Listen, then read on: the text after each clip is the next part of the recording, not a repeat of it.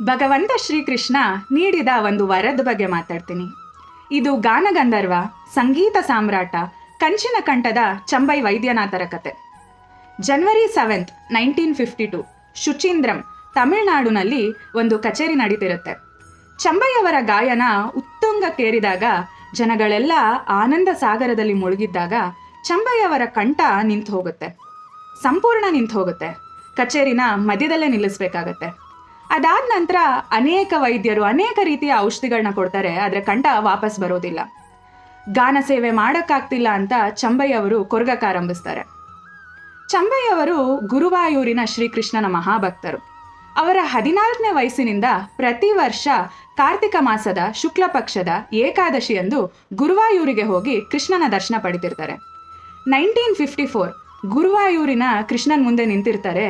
ಧಾರಾಕಾರವಾಗಿ ಕಣ್ಣೀರು ಹರಿತಿರುತ್ತೆ.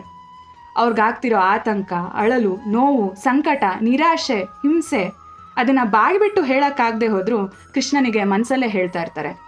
ಅನನ್ಯ ಭಕ್ತಿಯಿಂದ ಕೈ ಮುಗಿದು, ಕೃಷ್ಣ, ನಿನ್ನ ಹಿರಿಮೆಯನ್ನು ಹಾಡಿ ಹೊಗಳೋಕ್ಕೆ ಶಕ್ತಿ ನನಗೆ ಮತ್ತೆ ಕರುಣಿಸೋದಿಲ್ವಾ ಅಂತ ಬೇಡ್ಕೋತಾರೆ. ಅದೇ ಸಮಯದಲ್ಲಿ ಅದೇ ಜಾಗದಲ್ಲಿ ಒಬ್ಬ ನಂಬೂದರಿ ಬ್ರಾಹ್ಮಣ ವೈದ್ಯ ಇರ್ತಾರೆ. ಚಂಬೈಯವರ ಭಾವನೆಗಳು ಅವ್ರಿಗೆ ಅರ್ಥ ಆಯಿತೋ ಏನೋ. ಚಂಬೈಯವರ ಬಳಿ ಬಂದು, ಗುರುವಾಯೂರಪ್ಪ ಇಚ್ಛಿಸಿದ್ದಲ್ಲಿ ನಿಮ್ಮನ್ನು ಗುಣಪಡಿಸ್ಬೋದು ಅಂತ ಹೇಳ್ತಾರೆ. ಅದಾದ ನಂತರ ಕಾರಿನಲ್ಲಿ 20 ಮೈಲಿಗಳ ದೂರ ಒಂದು ಜಾಗಕ್ಕೆ ಕರ್ಕೊಂಡು ಹೋಗ್ತಾರೆ. ತುಪ್ಪದಿಂದ ತಯಾರಿಸಿದ ಒಂದು ನಾಟಿ ಔಷಧ ಕೊಡ್ತಾರೆ. ಏನು ಆಶ್ಚರ್ಯ ಗೊತ್ತಾ, 2 ವರ್ಷಗಳಿಂದ ಬರದೇ ಇರೋ ಕಂಠ ಕೇವಲ 3 ದಿನಗಳಲ್ಲಿ ವಾಪಸ್ ಬರುತ್ತೆ. ಚಂಬೈಯವರು ಭಗವಂತನಿಗೆ ಗಾನ ಸೇವೆ ಮುಂದುವರಿಸ್ತಾರೆ. ಕಂಚಿನ ಕಂಠ ಮತ್ತೆ ಮುಳುಗತ್ತೆ. ಇದೊಂದು ಚಮತ್ಕಾರ ಅಲ್ವಾ? ಶ್ರೀಕೃಷ್ಣ ತೋರಿದ ಕರುಣೆ ಅಲ್ವಾ? ಭಗವಂತ ನೀಡಿದ ಬೆಲೆ ಕಟ್ಟಲಾಗದ ಭಿಕ್ಷೆ ಅಲ್ವಾ? ನಿಮಗೆ ನಾನು ಹೇಳ್ತಿರೋ ವಿಚಾರಗಳು ಇಷ್ಟ ಆಗಿದ್ದಲ್ಲಿ ನನ್ನ ಯೂಟ್ಯೂಬ್, ಫೇಸ್ಬುಕ್, ಇನ್ಸ್ಟಾಗ್ರಾಮ್ನಲ್ಲಿ ಫಾಲೋ ಮಾಡಿ.